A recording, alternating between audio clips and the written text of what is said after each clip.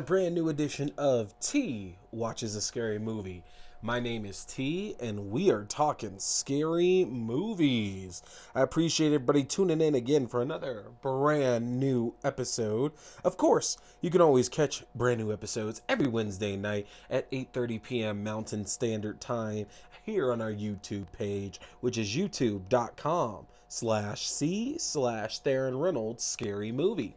Again, that's youtube.com/C/Theron Reynolds Scary Movie. If you subscribe to our YouTube page, you'll get all the notifications for when I'm uploading any kind of new videos. Typically, it's going to be new episodes, but I also do things like toy unboxings, eating challenges, stuff like that. So if you want to see some fun stuff, again, subscribe. youtube.com/C/Theron Reynolds Scary Movie. And then, of course, we also have been doing our watch parties. Typically, we do like 2 watch parties a week. We'll do 1 watch party after the episode, and we usually watch a movie that we talked about during the episode. For example, tonight we are going to watch Doom, because we are talking pro wrestlers in horror movies. So we're going to watch Doom after the episode tonight. And then we do a scary TV watch party as well. So we watch a bunch of scary TV shows.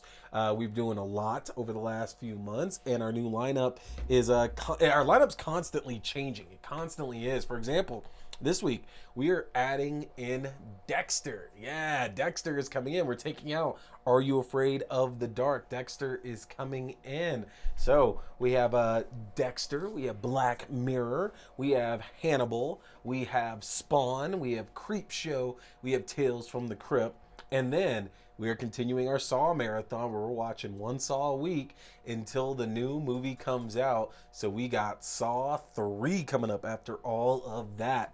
But the only way you're going to know about where our watch party stuff is happening is by joining the Facebook group. Facebook group will give you all the information you need, which is facebook.com/groups/T Scary Movie. Again, facebook.com/T/ Ooh, that was wrong. Facebook.com/group/T Scary Movie. Yeah, get into the Facebook group, get a better chance at talking to me and all the people there watching the show as well. It's always a great time. So, a lot of stuff going on in the horror world right now. And most interestingly, we know that the Chucky TV series is currently filming up in Canada. It just started filming. And that we know Brad Dourif's obviously involved, coming back as Chucky. Jennifer Tilly is definitely involved as Tiffany.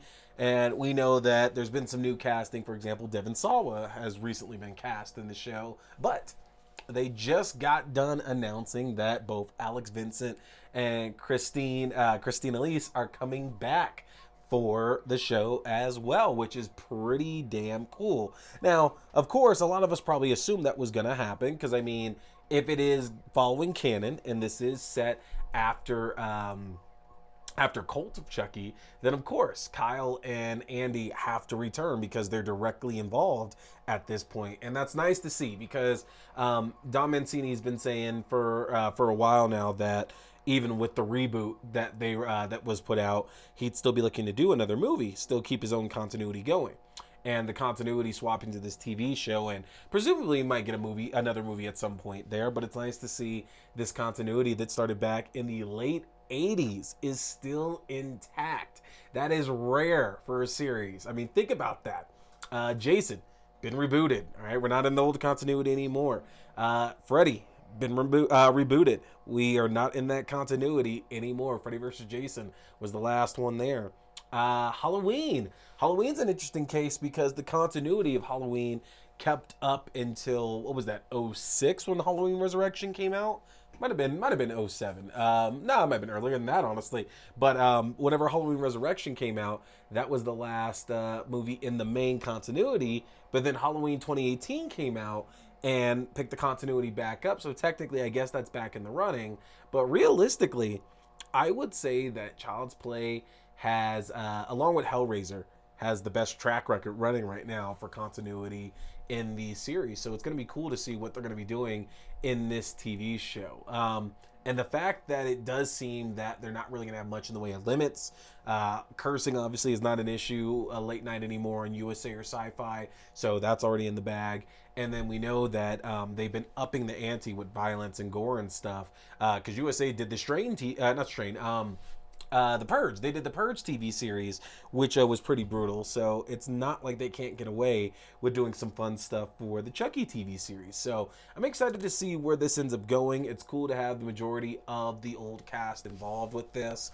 And who knows? I mean, knowing how much Don Mancini takes care of the people in his movies and how much he loves the Chucky universe that he created, it wouldn't surprise me if he could somehow convince Catherine Hicks and Chris Sarandon to even come back. And that would be so fucking cool.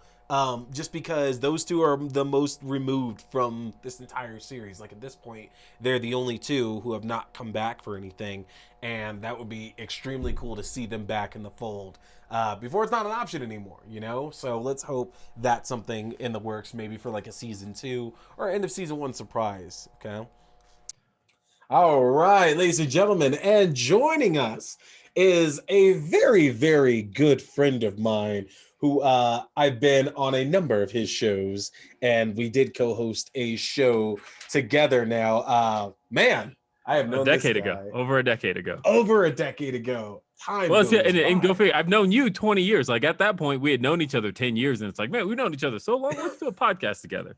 And now it's like, that was 20 years ago, and here we are now. Wow. And to think, if you look at you, man, you are excelling. I should say really quickly, ladies and gentlemen, joining me today is the host of the very popular and long-running wrestling podcast, RBR Weekly Wrestling Talk, Mr. William R. Washington.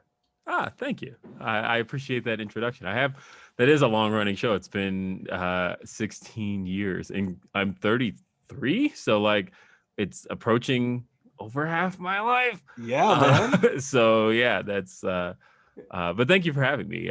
Which I'm glad you brought up that I host a wrestling podcast, because I have a feeling that's going to have something to do with the segment here.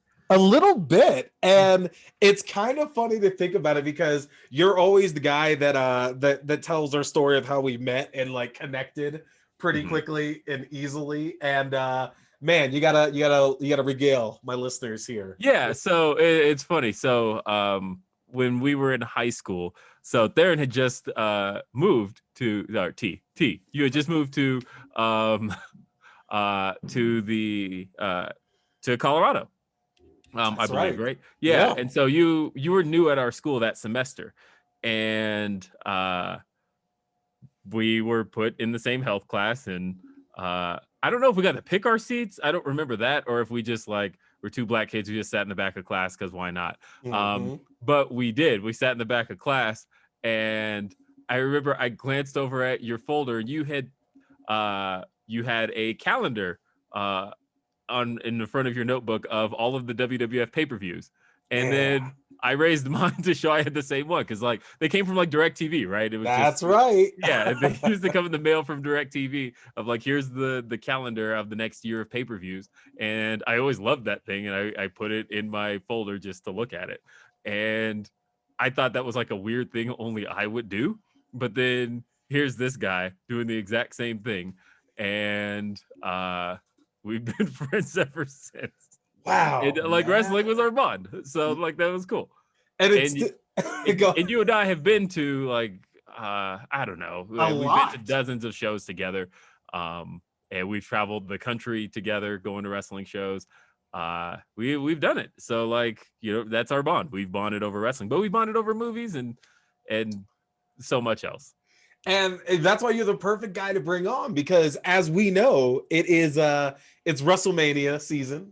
It is WrestleMania week. It is WrestleMania week, to be more precise, as we're recording this. And for those of y'all that don't know, the WWE, formerly the WWF, has ran a long-standing event yearly called WrestleMania, which is basically the culmination of everything in the year. It is, quote, their Super Bowl, end quote. And I'd like to look at it more from a non-sports perspective. It's like the season finale. If the next season begins literally the next day. Oh But it should be man, like yeah. because like I just on a side note, like I always look at like WrestleMania 17 as like could you imagine if like that show went off the air with like the Austin heel turn, but then we had to wait like 4 months for Woo! like the next season to begin, and we just spend all summer wondering like, could you Them believe this ratings. happened? Yes, if Ah. that's how like wrestling seasons went, and Mania was the season finale. That's how I look at it, though. From the dramatic perspective, I compare it more to television seasons. And that's, you know what, that's the way it should be looked at. And it's a point we're going to talk about because, folks, we are talking about pro wrestlers and horror movies. One thing that we can say is that if you look at pro wrestling, there's another term that's more synonymous with it, especially in the new millennium, called sports entertainment. And the idea is that it's not about matches anymore. It's not about matches. It's about the storylines. It's about the characters. It's about the acting. And Are you because not sports entertained? yeah, and it's interesting because with everything in the last like 20 or 30 years, we've gone from wrestlers kind of being a joke because we have to briefly, very briefly, of course, mention Hulk Hogan, who did a lot for wrestlers in movies. But unfortunately, Hulk Hogan's legacy as a wrestler in movie is going to be joke movies. Like, he was not making movies to be serious. He was not making movies that anybody said, Well, so go. Hogan came from an era where it was like, it was specifically around that same time period where there was this idea in Hollywood, and it kind of started with Arnold Schwarzenegger, where it was, what if we took guys who were known for big type action type roles and put them in comedic situations? And like that worked for Arnold so well that it was like, America knows Hogan as this big brute guy. What if we made him Mr. Nanny? Or what if we made him that we did Suburban Commando? Or yeah, that was I think, when did Santa with Muscles come out? I don't know. But anyway, like that was the idea behind that, though, was people just wanted to laugh at big muscle guys in silly situations. And that's really what Hogan's legacy in movies ended up being. But the unfortunate problem with that is that, and you mentioned Arnold Schwarzenegger, which brings a point I wanted to head to, is that we could compare what Hogan did to something like what Jesse the Body Ventura did, who, for those of y'all, if you don't recognize the name, that is the former governor of Minnesota, Minnesota. And one of the co-stars of the classic sci-fi horror film Predator.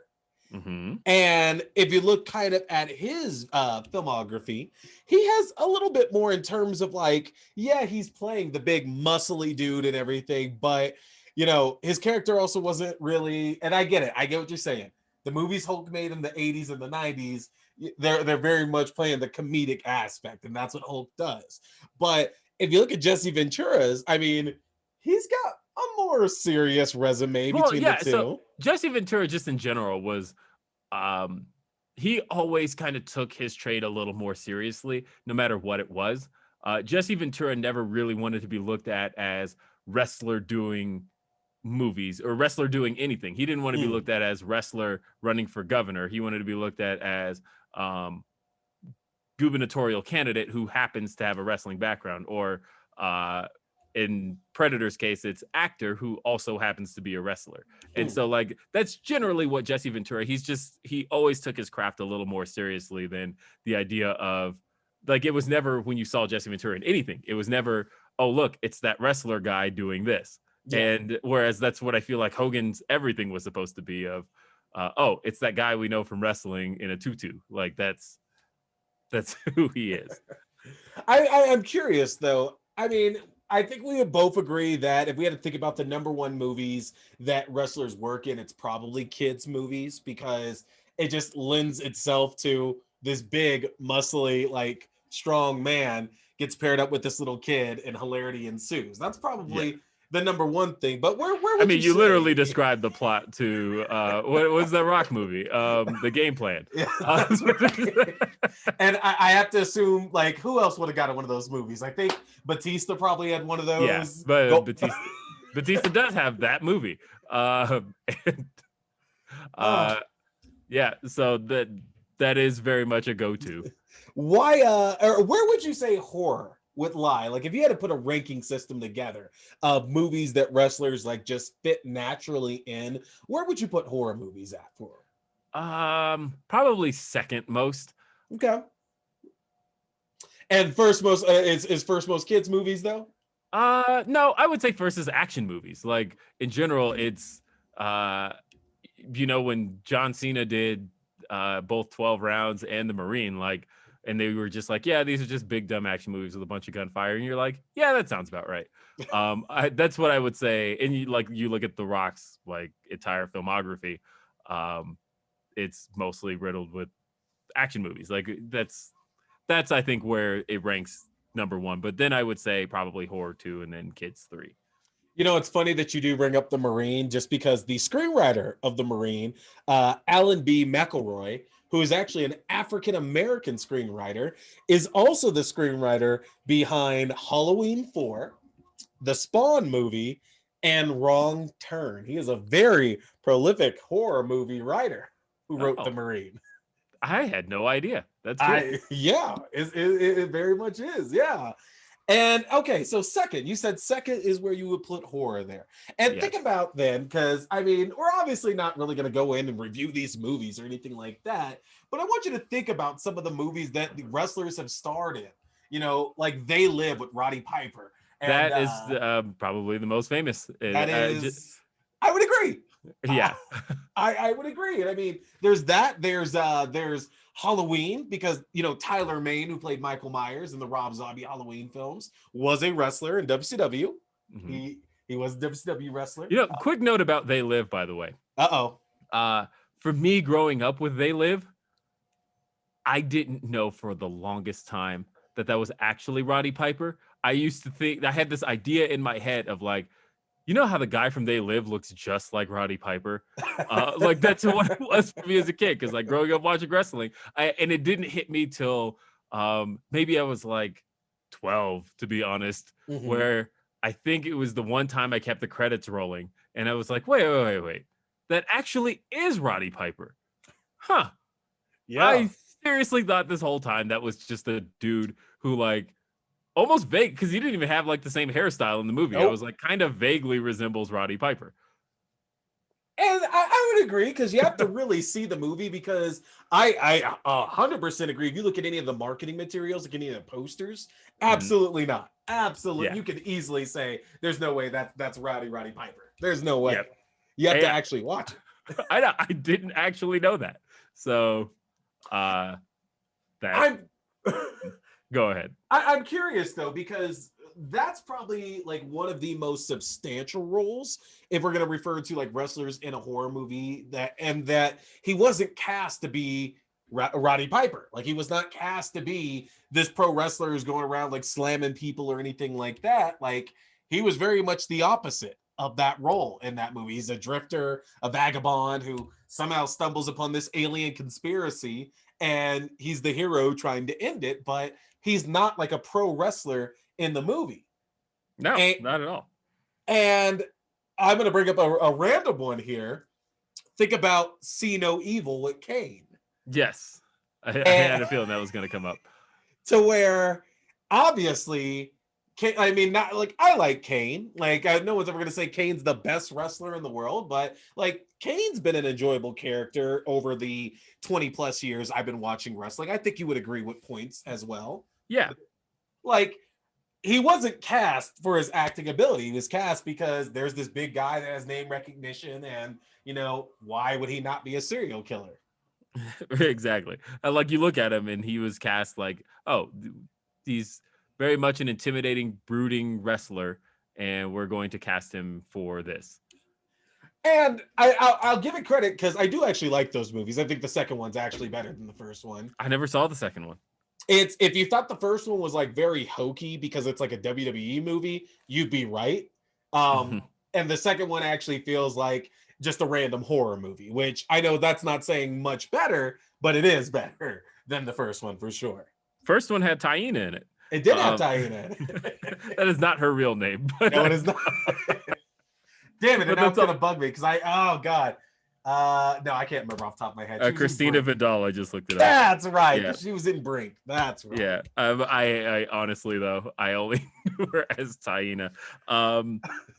Yeah, because I don't wasn't See No Evil's original name. Like I remember when it was being worked on, it was like Ice Cream Man, but it was like yeah, and it was the whole EYE. joke. Yeah, because the whole joke was that like he eats the eyes and everything. I think you're absolutely right about that. Yes.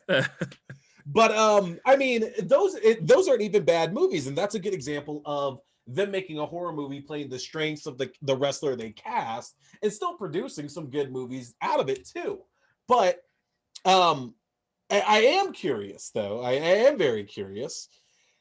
Let's talk about The Rock a little bit here. Yes.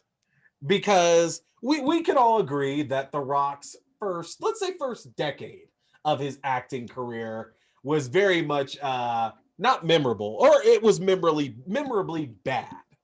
It depends on who you ask. Cause I know you're not a fan of The Rundown. I love The Rundown though. No. Yeah. So it really depends. It is safe to say that he definitely didn't have like the prolific roles that he eventually got. Like he started with the Scorpion King.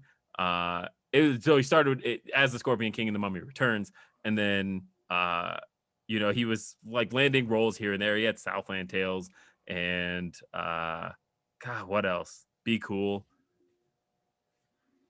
Yeah. Get Smart. He wasn't Get Smart. That's right. That's right. Yep.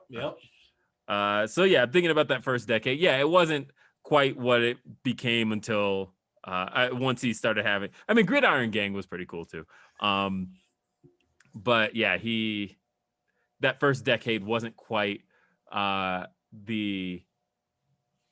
didn't have quite the amount of prolific roles, except for I think the one you're wanting to bring up. Yeah, because I wanted to play a clip, but I ended up not putting the time into it. But I wanted to play the clip because it is WrestleMania week, and the Hall of Fame obviously was on last night.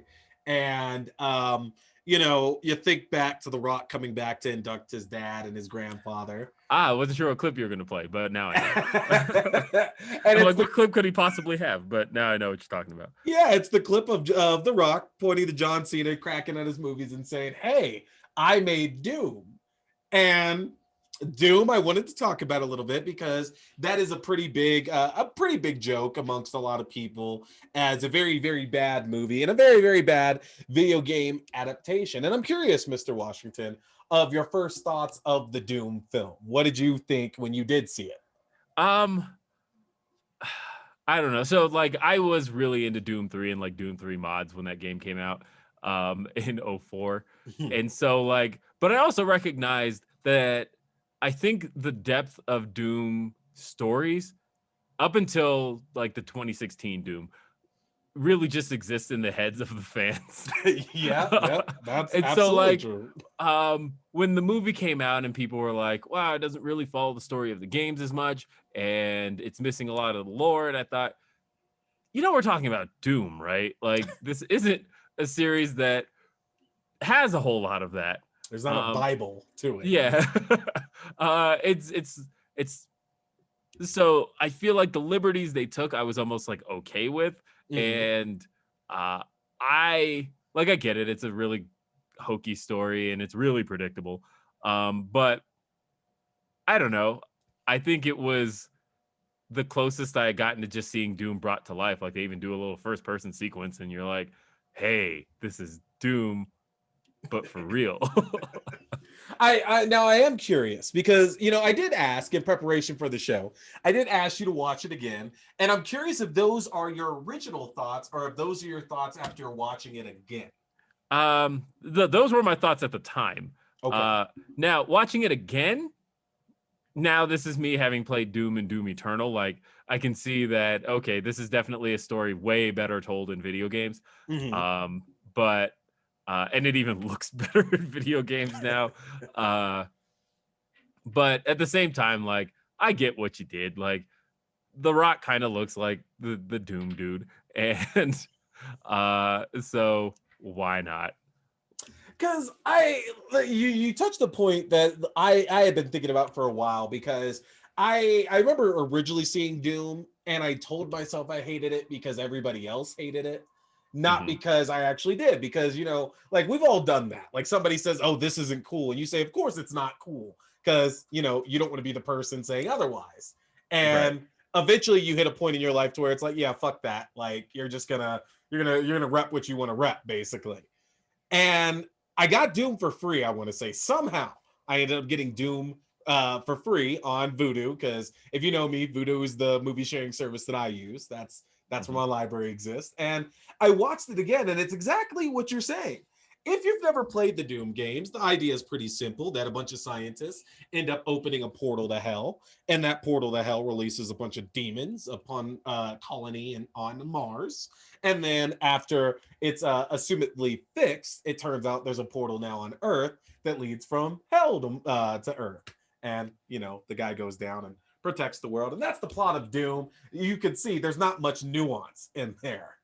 And the Doom movie did not follow that path. The Doom movie instead decided that kind of like 28 days later, they found a way to isolate. I think it's the evil gene, is literally what it's called, is that they've isolated the evil gene. And in turn, that causes people to mutate. So some people become zombies and some become demon-like creatures and things like that. And that is basically what we got in the Doom movie. And if you take it as that, and like Will said, that it's very loose canon, it's not actually that bad of a movie, in my opinion. I think it's decent enough. It's nothing fantastic, but I don't think it's nearly as bad as people say. But I would also say, though, that The Rock worked fine in a movie like that. Like, I don't feel he was playing his typical wrestler self by any means, and him being the bad guy in one of the only times he's been a bad guy in the movie, which is so weird because the Rock's best work in wrestling is as a heel. And Yes. he doesn't play a bad guy that often in Hollywood. Oh no, not at all. And I think part of it is just because like his presence on the screen makes that really difficult. Yeah. Yeah. But in this case, yeah, he needed to be more of the um he I don't know, just in general he needed to be more of the antagonist. And I think he played the role well. Mm. Now, I think the issue a lot of times, though, is that just in general, wrestlers in movies are always going to get a bad rap because those movies a lot of time end up being crap. Um, I, for example, want to remind folks of the existence of Blade Trinity, that co-stars future WWE, well, I guess one-time WWE Hall of Famer Triple H, and that is a very, very bad movie. That's a very terrible movie. Yeah. Yeah. Uh, uh, like it's weird because it has a weird kind of cult following, uh just because of its place in history. the Wesley Snipes stories and stuff. Yeah. Yeah, yeah. And well, just in general, I think there's a lot of people who are just attached to Blade films in general. And don't Mhm. get me wrong, I am too. But I think that there's a lot of people who uh want to see that as better than it is because of where Marvel is now. It trips me out because the Blade TV show was so much better than Blade Mhm. Trinity. And I try to put people on that all the time. It's like, it's not even like a bad show. Like the TV show is actually good. But yeah, that Blade 3 was, it was bad. And I don't know what impression you got from Triple H in it, but I feel like his first line was him saying fuck or some variation of fuck. And I Mhm. feel like that only happened because like the writer or the director was like, oh, cool, we got Triple H and he can't say fuck on TV. So we got to make sure this is his first line because, you know, he's a wrestler that can't say it. So let's get him to say it. Like it just seemed so out of place, his opening line that he has. And I don't remember what it was, but it's something with fuck now. I don't remember either.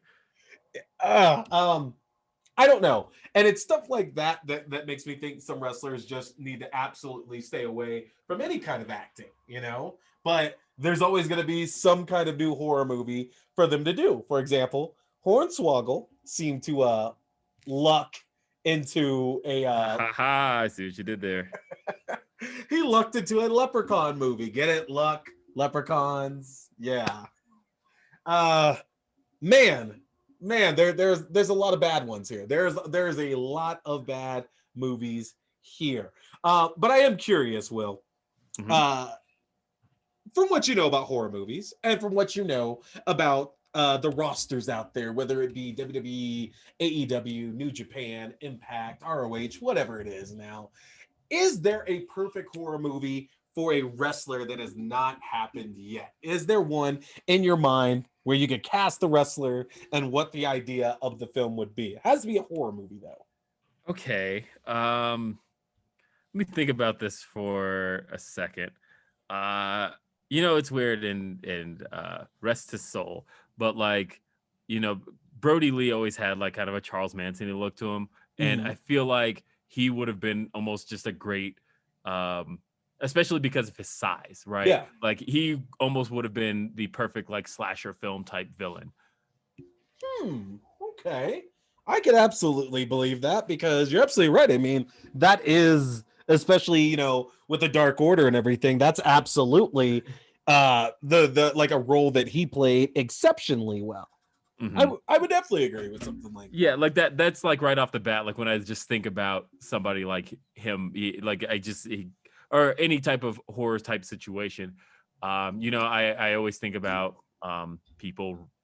Uh, I don't know, like when I think about the typical, not kind of just narrowing it down to just talking about slasher films for a second. I think about what makes a good slasher villain, and sometimes it's not just about the look, but it is about the size, right? that. That if you can have somebody, because like, how tall is Jason supposed to have been? It varies depending on who plays him because I'll Right. tell you, I'm taller than the Jason of like Jason Goes to Hell and Jason Goes to Manhattan and like the last few Jasons, not the reboot, but I'm definitely taller than Kane Hodder is for sure. But I'm Mhm. not taller than like the reboot Jason. But I say realistically, he's supposed to be at least 6 feet tall. Yeah, well, and also the thing about, and that's another point, is that the thing about slasher films is that when you take that villain, they usually shoot him from a very bottom up angle, Mm-hmm. and to really like give you that intimidating presence. But like Brody was such a big dude anyway that he just kind of has that, and because he was like so physically dominating and whatnot, I that's what I would have done. But I suppose if I could think about somebody who didn't die last December, Ah. it would. I don't know. That's a really good question. Um, I don't know. Put Luchasaurus behind a mask. That'd be pretty good. You need Yeah, to keep the same Luchasaurus mask and work with that. I'd be cool with that. yeah. Dinosaur themed killer. All right. And in the reverse of that, Will, I would ask you, it doesn't even have to necessarily be horror, but to think back of all the appearances of wrestlers in TV and in film, what would you say is probably the worst? Like the worst wrestler in a movie, TV show, whatever. The worst thing that you saw, they were terrible in it. What would that be? Ooh. It's funny. Because on my other show, Wrestling with Will, I did an interview with Danielle Fishel, and in it, we talked about how she was in a movie called Long Shot that featured The Rock. And I actually am going to give this to The Rock, who like didn't even really like prepare for this role. The Rock was supposed to play a mugger. Now picture The Rock, picture any mugger, right? And then picture The Rock. Like a mugger is supposed to be like, you would picture them to be a little bit run down, maybe Yeah. have like a little some facial hair, like obviously they're not going to be well kept like The Rock, who shows up in this movie looking like The Rock. Like, and I'm talking about like The Rock of the year 2000, when this was filmed, where he's this is The Rock that you would see in the $600 shirts, and he had the clean haircut and the sideburns cut the way they are, and like he looks like somebody who's worth millions of dollars, and he just shows up and is supposed to be mugging somebody in an alley looking like The Rock. Like this is very clearly a made-for-TV movie, but the way he just shows up in it, and they're like, "Oh my God, help!" And The Rock's just like carrying this knife, and The Rock with a knife is just a funny visual. yeah. But it's like The Rock of like the height of his wrestling career. Wow. All right. That sounds pretty horrible. That sounds pretty damn bad now. I haven't had the pleasure of seeing the movie yet, so I can't say I've seen that. But wow. All right. I think he's robbing Melissa Joan Hart too. I think that's what I haven't seen the movie in 20 years, but I think that's what's happening in that scene. That's pretty damn funny. All right. Okay. Well, Will, I do appreciate you joining me to talk some wrestlers in horror movies. I gotta ask, just as a good way to end it off here, what was the last horror movie you recall watching? Doesn't matter if it was in theaters, if it was at home, and what were your opinions on it? I mean, I guess probably It Chapter 2, and that was definitely in theaters. Oh man, that was. God, was that late 2019? Yeah, that's been about a year. Oh my God, late 2019, man. I want to say I saw that in 40X. So we had like the moving chairs and the fog and everything, which was absolutely the way to see that movie because I wasn't a big fan of it, Chapter 2. I didn't like it as much as the first one, but it was cool. Yeah, same here. Like first one's definitely the superior one, but not yeah, honestly, I know there's a lot of people, and I think those people are weird who like the old TV movie, the Tim Curry one better, but like I really think the 2017 It is phenomenal and well done movie. Interesting to say that because I definitely think I think Tim Curry himself was extraordinary as Pennywise, but I absolutely agree. Folks out there that are trying to kid themselves and say that the miniseries is better, at least than It Chapter 1. It's like, no, it's not. No one's knocking Tim Curry's performance, but it was not better than It Chapter 1. Yeah. Not happening. I agree. I can agree with that. I think that Tim Curry, obviously just being Tim Curry and being as just as prolific as he is, I agree that he stole that role, and I think he's the only reason people remember the miniseries. Yep. Whereas I think it as a feature film is just much better. Absolutely would agree. So it is WrestleMania week. Will, what do you have going on for WrestleMania week? I am hopping on a plane tomorrow evening, heading to Tampa for WrestleMania week. I'm getting a rental car. And then I am going to Alley Cat's Hot Girl Shit. And we are going to see I'm going to go watch that indie show. Then I'm going to take my Indy car, drive to Jacksonville, which is 3 hours from Tampa, and go to an AEW show, and then drive back to Tampa on Saturday and just continue to enjoy my WrestleMania weekend. Very nice, sir. Any last minute predictions you'd like to add for the weekend? I think it's going to be better than people think it's going to be, and that's all I can say. Okay. All right. I'll give you that. Well, would you like to plug anything? I'm going to give you an opportunity here for it. I'm on RBR Weekly Wrestling Talk, which airs Wednesdays at 10 p.m. Eastern, 7 p.m. Pacific. You can find us at fanoff.com. And also, I have a YouTube channel. It's youtube.com/wrestlingwithwill. That was a little bit different.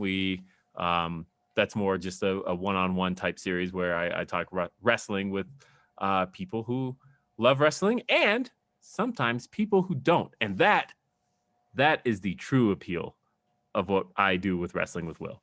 Yeah. youtube.com/wrestlingwithwill. There you go. Well, Will, thank you very much for joining us tonight. Folks, that's Will. I'm T. We've been talking scary movies. Make sure to hit the Facebook page so you can find out about our watch party tonight. We are watching Doom. Again, that's facebook.com/T Scary Movie. I think there's a group in there, but at this point, I don't have it pulled up or anything like that. But either way, folks, we've been talking scary movies. Stay scared.